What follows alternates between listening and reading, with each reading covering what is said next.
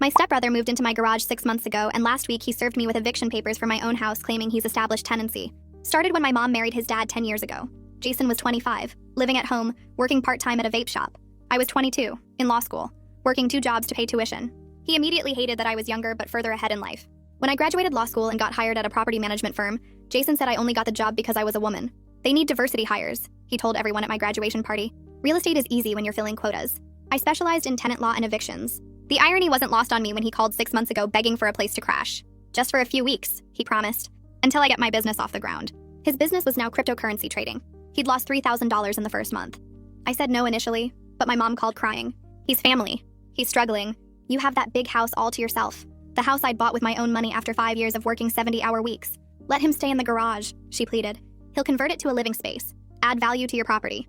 Against every instinct, I agreed. Jason moved in with a truck full of garbage bags and promises to be the best roommate ever. He'd pay rent, help with maintenance, be quiet and respectful. The rent never came. Business is slow this month, became his monthly excuse. The garage conversion was just him hanging sheets from the ceiling and plugging in a space heater that tripled my electric bill. He had people over constantly, called them business meetings, but they were just other unemployed guys playing video games until 3 a.m. When I complained, he said I was stifling his networking. Month 3, he started using my kitchen because the garage didn't have one. Fair enough, except he never cleaned, never bought groceries, just ate my food and left dishes everywhere. I'll get groceries next week, he'd say, then show up with a bag of chips and call it even. Month 4, he was showering inside because the garage was too cold, using my washer and dryer. Just during business hours, he said.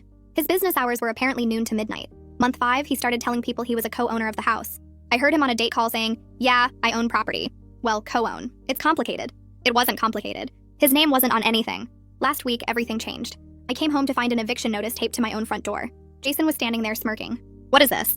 I asked. 30-day notice to vacate, he said. I've established residency and I'm claiming the property under adverse possession laws. That's not how adverse possession works. I've been here 6 months. I've improved the property. I have mail coming here. You accepted rent from me. You never paid rent. You accepted the promise of rent. That establishes a landlord-tenant relationship. But since I've also made improvements and you've been absent from the property during work hours, I'm claiming primary residency. I work? That's not abandonment. My lawyer says different. Jason, I'm a property lawyer. This is nonsense. Is it? I've documented everything.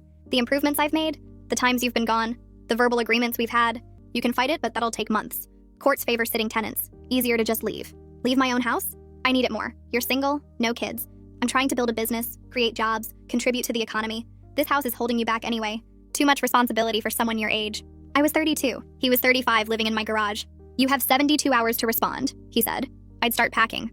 I went inside, called my mentor from the firm. She laughed for 5 straight minutes. He's trying to adverse possess a house he's lived in for 6 months? He thinks he's clever. Show him clever. I spent the next day pulling documents. The deed in my name only. Every utility bill I'd paid. My mortgage statements. Property tax receipts. Then the fun stuff.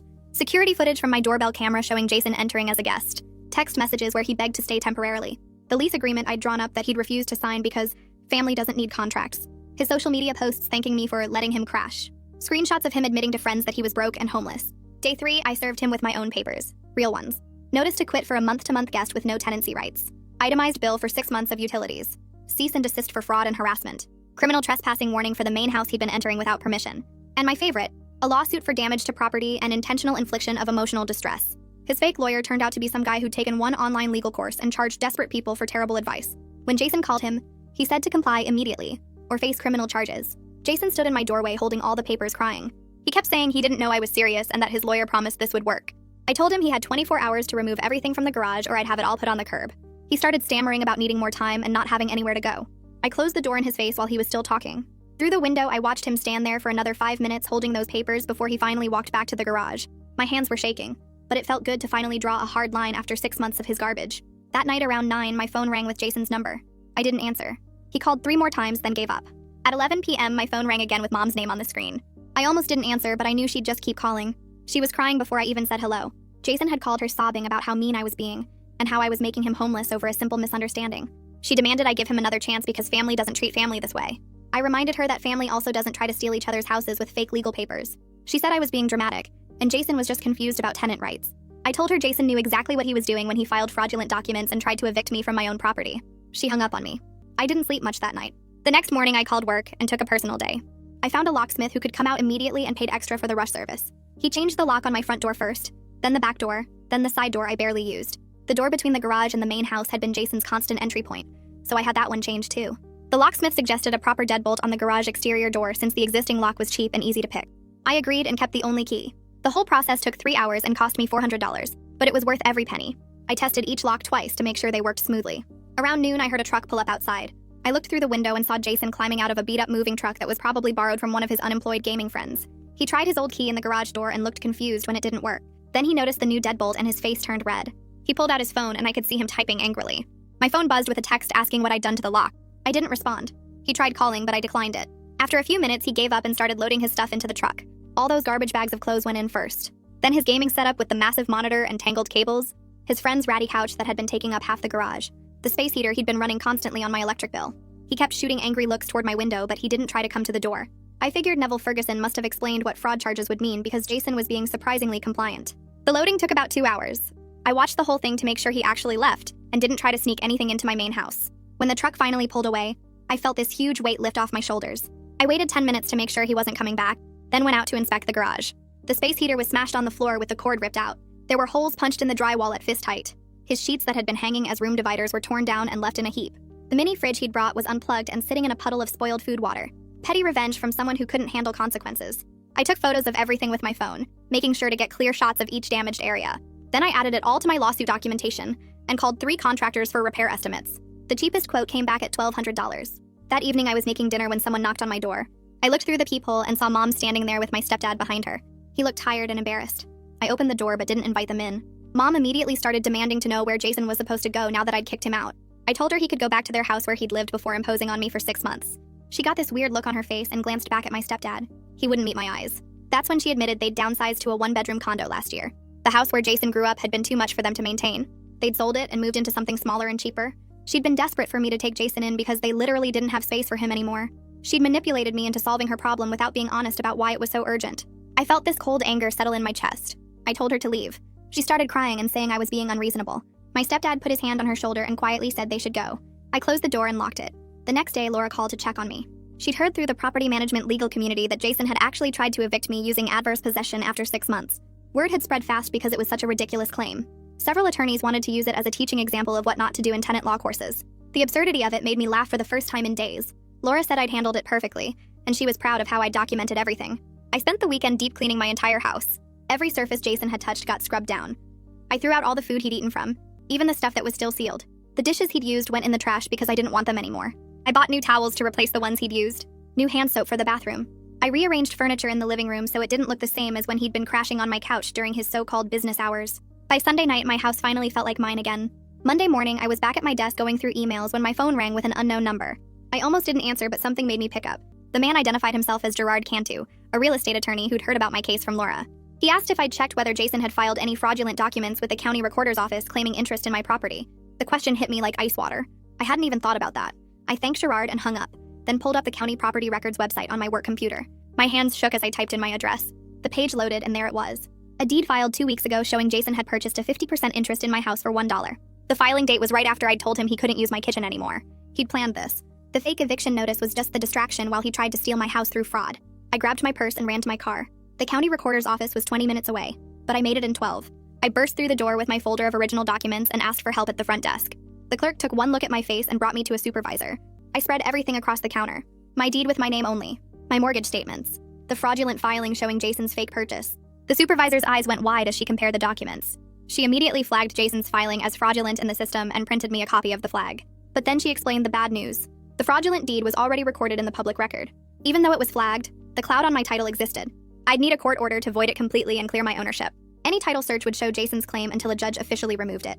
I couldn't sell or refinance until this was fixed. Jason had damaged my property rights even though his fraud was obvious. I called Gerard from the parking lot and explained everything. He said he'd handle the title clearing pro bono because cases this bad offended him professionally. He asked me to scan and email all my documents, then said he'd file an emergency motion to void the fraudulent deed by end of business. He also said he was adding criminal fraud charges to the complaint because filing false property documents was a felony. Jason wasn't just facing a civil lawsuit anymore. He was looking at potential prison time. I drove back to work feeling sick. How far had Jason planned to take this? What else had he filed that I didn't know about? I got back to my desk and tried to focus on actual work, but my phone kept buzzing with emails from Gerard. He'd already drafted the emergency motion and was filing it electronically. He'd also contacted the district attorney's office about the criminal fraud. By 3 that afternoon, a courier delivered a letter to my office. It was from a law firm I'd never heard of, requesting a meeting to discuss settlement of the dispute between Jason and myself. The letter was professionally written, nothing like the garbage Neville had produced. This was a real lawyer. The letter tried to frame Jason as confused and misled by bad legal advice from an unlicensed consultant. It suggested Jason hadn't understood the legal implications of his actions and wanted to resolve everything amicably. I read it twice and felt my anger build. Jason knew exactly what he was doing when he filed that fake deed. He'd researched how to do it. He'd filled out the forms. He'd paid the filing fee. This wasn't confusion. This was calculated fraud. I forwarded the letter to Gerard and asked when we could meet with this lawyer. He replied within minutes saying his office tomorrow at 10. The next morning I arrived at Gerard's office 15 minutes early. It was in a nice building downtown with actual artwork in the lobby. His assistant brought me coffee and showed me to a conference room with a long table and leather chairs. Gerard arrived with a banker's box full of documents. Jason's lawyer showed up right at 10. She was younger than I expected, maybe early 30s, wearing an expensive suit. She introduced herself and immediately started talking about how we could resolve this unfortunate misunderstanding. Gerard let her talk for about 2 minutes. Then he opened the banker's box. He laid out the fraudulent deed Jason had filed. The fake eviction notice Jason had taped to my door. Photos of the property damage in the garage. The itemized bill for 6 months of unpaid rent and utilities totaling over $8,000. Text messages where Jason admitted he was broke. Social media posts where Jason thanked me for letting him crash temporarily. Security footage showing Jason entering my house as a guest. The lease agreement Jason had refused to sign. Every piece of evidence organized in clear plastic sleeves with tabs. Jason's lawyer's face changed as Gerard methodically presented each document. Her professional smile disappeared. She started taking notes frantically. When Gerard finished, she asked to make a phone call. We waited in the conference room while she stepped into the hallway. Through the glass door, I could see her pacing and talking on her phone. Her free hand kept gesturing angrily. She was on the call for almost 10 minutes. When she came back, her whole attitude had shifted. She looked directly at me and apologized. She said her client had lied to her about the situation. He'd told her I'd verbally agreed to sell him half the house and then backed out. He'd shown her fake text messages supporting his story. She'd taken the case believing he was a victim of a family dispute over a property agreement. Now she understood he'd committed fraud against both me and the legal system while lying to his own attorney. She was withdrawing from representing him immediately and would be reporting his conduct to the state bar. Gerard thanked her for her professionalism. She gathered her things and left without another word. Gerard looked at me and said Jason was in serious trouble now. Lying to your own lawyer was one of the stupidest things you could do. No reputable attorney would touch his case after this. 2 days later, I was at my desk reviewing a lease agreement when my assistant buzzed me. She said there was someone in the lobby asking to see me, but he wasn't on my calendar. Before I could ask who, she added that he seemed upset and was insisting it was urgent. I had a bad feeling. I walked to the lobby and found Jason standing there in wrinkled clothes. He looked like he hadn't slept. He started toward me saying we needed to talk. I backed up and told him to leave. He kept coming, saying I was ruining his life over a misunderstanding. I turned and walked quickly toward the security desk. The guard stood up as Jason followed me, his voice getting louder. I explained to the guard that this man was harassing me and I wanted him removed from the building. Jason started yelling that I was his sister and I couldn't do this to family. The guard called for backup and 2 more security officers appeared. They escorted Jason out while he shouted about how I'd regret this. My boss came out of her office and asked what happened. I explained the whole situation, the fake deed, the eviction attempt, everything. She listened carefully and then said I should get a restraining order. I hadn't thought of that, but it made perfect sense. Jason was escalating. First the legal fraud, now showing up at my workplace. What would he do next? I left work early and drove straight to the courthouse. The clerk gave me the paperwork for a temporary restraining order and I filled it out in the waiting area.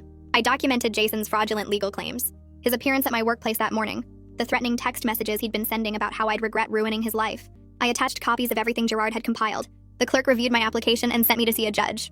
The judge read through my documentation and asked a few questions. How long had Jason lived with me? Had he ever been violent? What was my relationship to him? I answered everything honestly. The judge granted the temporary restraining order immediately and set a hearing for a permanent order in 2 weeks. Jason had to stay at least 500 feet away from me, my home, and my workplace. Violating the order would result in immediate arrest. I left the courthouse with certified copies of the order. I felt safer but also guilty. This was my stepbrother. Mom was going to lose her mind. I got home and had maybe an hour of peace before my phone rang. Mom. I almost didn't answer, but I knew I had to eventually. I picked up and she was already crying. She'd heard about the restraining order from Jason. She said I was tearing the family apart. Jason was living in his car because no one would take him in. How could I do this to him? I took a deep breath and told her the truth. Jason tore the family apart when he tried to steal my house. He filed fraudulent legal documents. He showed up at my workplace harassing me. His homelessness was a consequence of his own choices, not my responsibility. She started yelling that I was heartless. That family helped family no matter what. That I'd always thought I was better than everyone else. I told her I had to go and hung up. My phone rang again immediately. I ignored it. It rang 4 more times before finally stopping. 10 minutes later, my phone rang with my stepdad's number. I answered cautiously. His voice was quiet and sad. He said he wanted to apologize for Mom's behavior. He'd been trying to get Jason to take responsibility for years, but Mom always made excuses for him. He said he was proud of me for standing up to both Jason and Mom's enabling. He hoped this would finally force Jason to grow up, though he wasn't optimistic. We talked for a few more minutes. He asked if I was okay, and I admitted I felt terrible despite knowing I'd done the right thing. He said that was normal, and it proved I had a good heart. Jason and Mom were the ones who should feel terrible but probably didn't. After we hung up, I sat in my kitchen and cried. Not for Jason. For the family I'd thought I had but apparently never did. Monday morning, I walked into the office trying to focus on work instead of family drama. Laura called me into her conference room and spread out a thick file across the table. A commercial property owner needed help evicting a business tenant who'd stopped paying rent 8 months ago, but refused to leave and was now claiming the lease was invalid due to building code violations they'd caused themselves. Laura said she wanted me to handle it because I understood tenant law better than anyone else at the firm, and she trusted my judgment completely. The case was worth serious money and would put me in front of major clients. I felt something loosen in my chest, like I'd been holding my breath waiting for someone to tell me I was still good at my job despite the mess at home. 2 weeks later, the permanent restraining order hearing arrived. I showed up with all my documentation organized in labeled folders. Gerard came as my attorney even though I didn't technically need one. Jason didn't show up at all. His lawyer had quit and he apparently couldn't afford another one or didn't think it mattered anymore. The judge reviewed my evidence for maybe 10 minutes. The doorbell footage showing Jason as a guest. The text messages begging for temporary help. The fraudulent eviction notice. The fake deed filing. The threatening messages after I filed the temporary order. The judge granted a 3-year restraining order without hesitation and added a note in the court record about Jason's fraudulent deed attempt and pattern of harassment. Jason had to stay 500 feet away from me, my home and my workplace for 3 years. Violating it meant immediate arrest and criminal charges. I walked out of the courthouse feeling safer, but also strange, like I just made something permanent that I couldn't take back. Gerard called me 3 days later with news about the deed situation. He'd successfully gotten Jason's fake deed voided through an emergency court order. But during the title search process, something else came up. Jason had tried to take out a home equity line of credit using the fraudulent deed as collateral. He'd applied to 2 different banks claiming he owned 50% of my house and wanted to borrow against his share. One bank had denied him immediately because their title search caught the problems. The other bank had started processing the application before my emergency filing stopped it. Now both banks were pursuing criminal charges for mortgage fraud. Gerard explained that attempting to fraudulently obtain a mortgage was a felony that carried serious prison time, usually 2 to 5 years depending on the amount and circumstances. Jason had tried to borrow $80,000. I sat in my car outside Gerard's office feeling sick. This had gone so far beyond anything I'd intended when I first served him with eviction papers. I'd just wanted him out of my house. Now he was facing potential prison time. I knew he'd brought this entirely on himself by filing that fake deed and trying to steal my house, but I still felt guilty. He was family, even if he was a terrible person. That night I couldn't sleep. I kept thinking about Jason in prison and Mom blaming me forever and my stepdad caught in the middle. Requested Reds is on Spotify now. Check out link in the description or comments. The next morning, I looked up therapists who specialized in family conflict. I found Michelle Raymond, who had good reviews and availability that week. I made an appointment for Thursday afternoon. Michelle's office was small and comfortable with soft lighting and tissues on every surface. I told her everything. The garage situation, Jason's fraud attempt, the restraining order, the criminal charges, my mom's manipulation, the guilt I felt despite knowing I hadn't done anything wrong. Michelle listened without interrupting, and then asked me one question. When had I first learned that my needs didn't matter as much as keeping peace in the family? I started crying and couldn't stop for 10 minutes. Over the next few weeks, Michelle helped me understand that setting boundaries wasn't cruel, that protecting myself from someone trying to steal my house wasn't mean or vindictive, that Jason had made his own choices and earned his own consequences. She pointed out patterns I'd never noticed before, how Mom had been manipulating me since the marriage 10 years ago, how I was always the one expected to be reasonable, to compromise, to help out, how my success was treated as a resource for the family to use rather than something I'd earned, how every time I set a boundary, Mom framed it as selfishness. Michelle asked me to list times I'd been volunteered to solve family problems. I filled 2 pages. Times my own needs had been dismissed as selfish. Another 2 pages. I started recognizing the pattern in real time. 3 weeks after the restraining order, Mom sent a long email. She said she understood why I was angry. She said Jason had made mistakes, but everyone deserved forgiveness. She said she was asking me, as her daughter, to drop the lawsuit so Jason could move on with his life. The bank charges were out of my control, but I could at least stop pursuing him for damages and unpaid rent. She said holding on to anger would only hurt me in the long run. She said family was forever, and I'd regret destroying these relationships over money and pride. I read the email twice and then closed it. Michelle and I had talked about this exact scenario. Mom still wasn't acknowledging what Jason had actually done wrong. She wasn't apologizing for manipulating me into housing him. She wasn't taking any responsibility for enabling his behavior. She was just asking me to absorb more damage so Jason wouldn't have to face consequences. I didn't respond. The contractor finished repairing the garage damage in early November. The holes in the walls were patched and painted. The broken space heater was replaced with proper heating. But the contractor suggested going further and converting it into a real studio apartment with its own bathroom and kitchenette. It would cost more upfront but would add serious value to my property and let me rent it out legitimately. I agreed and watched the transformation over 3 weeks. Real walls instead of hanging sheets. A small bathroom with a shower. A kitchenette with a mini fridge and 2-burner stove. Proper insulation and climate control. It looked professional and livable. I decided to rent it out to cover the repair costs. This time I'd do everything right. Proper lease agreement, tenant screening, credit checks, references, everything I should have required from Jason but didn't because of family pressure. My first applicant was Ava DuPont, a graduate student working on her dissertation in environmental science. She needed quiet space away from roommate drama and campus noise. She had excellent references from previous landlords who said she was respectful, quiet, and always paid rent early. She had stable income from a teaching assistant position and a research grant. She read through the entire lease agreement carefully and asked smart questions about utilities and parking. Then she signed it without trying to negotiate away any terms or claim she deserved special treatment. The bar was incredibly low, but I was relieved anyway. Ava moved in on a cold Saturday in December. She had help from two friends, and they carried in boxes of books and lab equipment. She introduced herself properly, thanked me for the space, and asked about trash pickup schedule. That first month, she paid rent 3 days early. She kept the space clean. She didn't blast music at 3 a.m. She didn't use my kitchen or my washer and dryer without asking. She didn't tell people she co-owned my house. Having someone responsible in the garage helped me reclaim that space in my head. It wasn't Jason's disaster zone anymore. It was a legitimate rental generating income and proving I could trust my own judgment when I wasn't being manipulated by family obligation. Right before Christmas, Gerard called with an update on the bank's fraud investigation. They'd been digging into Jason's background and discovered he'd tried this exact scheme before. 3 years ago, he'd been dating a woman who let him move into her apartment temporarily. After 2 months, he tried to claim tenant rights and threatened to sue her for illegal eviction when she asked him to leave. He'd filed paperwork claiming they had a verbal lease agreement, and he'd made improvements to the property. The woman had been scared and confused and ultimately just paid him $2,000 to leave peacefully. She never pressed charges because she wanted it over with. The bank investigator had tracked her down and she agreed to provide a statement. Jason was a serial scammer who targeted people who cared about him. He found vulnerable people, moved in under false pretenses, then used legal intimidation to extract money or housing. I wasn't his first victim. I was just the first one who'd fought back hard enough to expose the whole pattern. 2 days later, Gerard called while I was making dinner. He got straight to the point. The district attorney reviewed all the evidence and wanted to prosecute Jason for the fraudulent deed filing and the attempted mortgage fraud. They had enough for multiple felony counts. Gerard said the DA needed to know if I'd cooperate as a witness and whether I wanted to push for maximum penalties or ask for leniency because of the family relationship. I told him I needed time to think about it. That night, I barely slept. Sending my stepbrother to prison felt wrong, even though I knew what he'd done was serious. The next morning, I called Michelle and asked for an emergency session. She fit me in that afternoon. I sat in her office explaining how guilty I felt about potentially destroying Jason's life.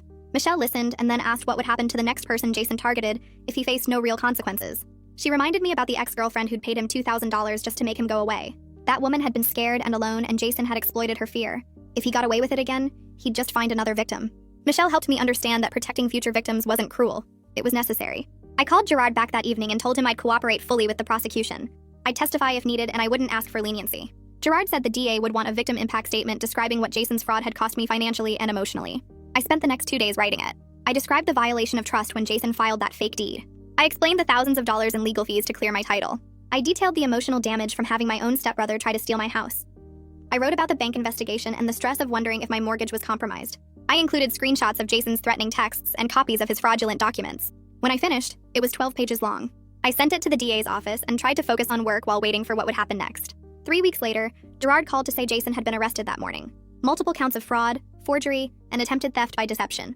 The bail was set high because of the previous victim coming forward with her own statement. Jason couldn't afford it, so he'd stay in jail until trial. An hour after Gerard's call, my phone rang with Mom's number. I almost didn't answer, but some part of me needed to hear what she'd say. She started screaming before I could even say hello. I'd destroyed her family. I'd sent my own brother to jail over a misunderstanding. Jason was confused and made mistakes, but I was being cruel and vindictive. I let her rant for about 30 seconds and then I cut her off. I told her she destroyed our relationship 10 years ago, when she married into this family, and immediately started treating me like a resource instead of a daughter. She manipulated me into housing Jason without being honest about why she really needed him out of her condo. She enabled his entitlement and his cruelty toward me for a decade. She watched him try to steal my house, and her first response was to defend him. Jason wasn't confused. He knew exactly what he was doing because he'd done it before to someone else. Mom went silent for a moment and then said, "I'd regret this." She hung up. I sat there staring at my phone, feeling weirdly calm. 2 days later, my stepdad called and asked if we could meet for coffee. He sounded tired but determined. We met at a place near my office the next morning. He looked older than I remembered, more worn down. He ordered coffee and then told me he'd filed for separation from Mom the day before. I felt my stomach drop, even though part of me wasn't surprised. He explained that Mom's refusal to hold Jason accountable had been destroying their marriage for years. Every time Jason messed up, Mom made excuses. Every time someone tried to set boundaries with Jason, Mom played the victim. My stepdad had watched it happen over and over. But watching Mom enable Jason's attack on me was the final straw. He said he was done making excuses for both of them. He apologized for not protecting me from Mom's manipulation earlier. He said he should have spoken up when Mom pressured me to take Jason in. I told him it wasn't his fault, but he shook his head. He said he'd been part of the problem by staying silent. Now he was trying to be part of the solution. I went to Michelle's office that afternoon feeling terrible about the separation. Even though my stepdad insisted it wasn't my fault, I couldn't shake the guilt. Michelle asked me to think about what would have happened if I'd just let Jason steal my house. Would that have saved my stepdad's marriage? I admitted it probably wouldn't have. Mom's enabling went way deeper than this situation. Michelle helped me understand that I didn't cause any of this. I just refused to keep absorbing the damage from other people's dysfunction. Setting boundaries revealed problems that were already there. I didn't create them. At work, things were going better than expected. The complex commercial eviction case Laura assigned me 3 months ago finally reached resolution. The tenant had been refusing to leave a retail space despite lease violations and unpaid rent. I'd built an airtight case with documentation of every violation and proper notice procedures. The judge ruled in our favor and ordered immediate eviction with full back rent payment. The client was so impressed they specifically requested me for all their future legal work. They had 12 commercial properties and steady tenant issues. Laura called me into her office after the client meeting. She said she'd been watching how I handled both professional challenges and personal crisis. She was impressed by my integrity and my ability to keep working at a high level despite everything happening with Jason. She mentioned that the firm was considering adding a junior partner position, and I should think about whether I'd be interested in that track. The partnership conversation felt surreal given everything else happening, but it also felt like validation that I'd made the right choices. 4 months after his arrest, Jason took a plea deal. Gerard called to walk me through the terms. Jason pled guilty to fraud and forgery charges. He'd get 5 years probation instead of prison time. He had to complete 200 hours of community service. He was required to attend mandatory financial counseling sessions. And he had to pay full restitution for all the damage and unpaid expenses, which totaled nearly $15,000 with legal fees included. The criminal record would follow him forever, showing up on background checks for jobs and housing. Gerard said Jason's lawyer had pushed hard for the deal because going to trial risked serious prison time. Jason took it because he had no other choice. A week after the plea deal, I got an email from Mom. The subject line was, "Final chance." I almost deleted it without reading, but curiosity won. The email said she couldn't have a relationship with me while I was punishing Jason for his mistakes. Family forgives family. I needed to choose between my pride and my family. She'd be willing to reconcile if I dropped the restitution requirement and helped Jason get back on his feet. Otherwise, she couldn't be part of my life. I read it twice and then closed my laptop. I didn't respond. Her framing showed she still didn't understand what Jason actually did. She saw it as mistakes and punishment rather than fraud and consequences. I'd already made my choice when I supported the prosecution. My stepdad and I started meeting for coffee every week, sometimes twice a week if our schedules allowed. We talked about his therapy and his divorce proceedings. He apologized repeatedly for not protecting me from Mom's manipulation earlier. He said he'd been enabling her and he was trying to understand his own patterns. He seemed lighter somehow, like a weight had lifted. We developed a relationship that had nothing to do with Mom or Jason. Just two people who'd survived the same dysfunctional family system and were trying to be healthier. 6 months after Jason moved out, I was actually thriving. Work was challenging but rewarding. The partnership track was looking more real every week. My house felt secure and peaceful again. Ava paid rent 3 days early every month and kept the garage space clean and quiet. We had a friendly landlord-tenant relationship built on mutual respect and clear boundaries. The rental income covered my increased mortgage payment from refinancing to remove any cloud on my title that Jason's fraud had created. I'd learned to set firm boundaries and trust my own judgment over family pressure. Michelle helped me understand that protecting myself wasn't selfish. My stepdad's friendship showed me that healthy family relationships were possible when both people took responsibility. And Jason's consequences, while severe, had probably saved his next potential victim from going through what I did. 2 months later, Gerard called asking if I'd co-present with him at a property law conference about fraudulent deed schemes. He wanted to use my case as a teaching example for other lawyers on how to protect homeowners from similar scams. I said yes immediately because turning my nightmare into professional expertise felt empowering. We spent weeks preparing the presentation, pulling together all the documentation from Jason's case, and organizing it into a clear timeline that showed how the fraud developed. Gerard handled the technical legal analysis while I focused on the practical warning signs that property lawyers should watch for. The conference was in a hotel ballroom with about 200 attorneys from across the region. I stood at the podium next to Gerard and walked through Jason's fraudulent eviction notice, his fake adverse possession claim, and the forged deed he'd filed with the county. The audience took notes and asked questions about red flags and prevention strategies. After we finished, at least a dozen lawyers came up to talk. 3 of them had clients dealing with similar situations where family members or roommates tried to claim property rights they didn't have. One attorney told me about a case where an ex-boyfriend filed a fake quitclaim deed and tried to sell his former girlfriend's condo. Another described a tenant who forged lease documents to make it look like they'd been renting for years instead of months. I realized Jason's attempt was especially stupid because he didn't even understand basic property law. But fraudulent claims were way more common than I'd thought. People try these scams all the time because they think homeowners won't fight back or won't know how to respond legally. Gerard and I exchanged contact information with several attorneys who wanted to stay in touch about these cases. The next week, Laura called me into her office. She closed the door and told me the partners had been discussing my performance over the past year. She said I'd handled the Jason situation without letting it affect my work quality, and my expertise in tenant law had brought in several major clients. Then she offered me junior partner. The promotion came with a significant raise and my own office instead of the cubicle I'd been working in. I signed the partnership agreement that afternoon and spent the rest of the week moving into my new space. My office had a window overlooking downtown and enough room for a proper desk and client meeting area. I used part of my raise to hire contractors for a complete renovation of my main house. New paint in every room, replacing the carpet Jason had stained, updating the kitchen cabinets he'd damaged. I bought new furniture that actually matched instead of the random pieces I'd collected over the years. The whole place felt different, like it was truly mine instead of the space Jason had invaded. When the renovation finished, I hosted a housewarming party and was invited colleagues from the firm, plus the few real friends I'd maintained outside of work. People brought wine and food, complimented the renovations, and nobody asked about Jason or the drama because they knew me as a successful lawyer, not someone dealing with family dysfunction. Around this same time, Jason finished his community service requirement. His probation officer contacted me to verify he'd completed the hours picking up trash along the highway and working at a food bank. He also started making restitution payments, though at $50 per month, it would take him over 20 years to repay the $15,000 he owed. The probation officer called every few months asking if I'd received the payments and if Jason had contacted me in violation of the restraining order. I answered factually without adding commentary about what Jason deserved or how I felt about the situation. My stepdad sent me a text saying Mom wanted to reconcile. He forwarded her message which said she'd been thinking about our relationship and missed having me in her life. But the whole message focused on whether I was ready to forgive, rather than acknowledging what she'd actually done wrong. She wanted me to understand that Jason had been struggling, and she'd only been trying to help family. I texted my stepdad back saying I was open to rebuilding our relationship when Mom was ready to take real accountability for manipulating me into housing Jason, and then choosing his side when he committed fraud. I added that I wasn't holding my breath because she'd shown me exactly where I ranked in her priorities. 3 months after that, my stepdad's divorce was finalized. He moved into a small one-bedroom apartment about 15 minutes from my house. We started having dinner together every week, sometimes twice if our schedules worked out. He looked healthier and more relaxed than I'd seen him in years. He told me that not constantly managing Mom's drama and Jason's schemes had lifted a weight he didn't even realize he'd been carrying. We talked about normal things like his new hobby of woodworking and my cases at work. Sometimes we discussed the family situation, but mostly we just built a relationship that had nothing to do with Mom or Jason. A full year after Jason's eviction attempt, I sat in my renovated living room and realized I was genuinely happy.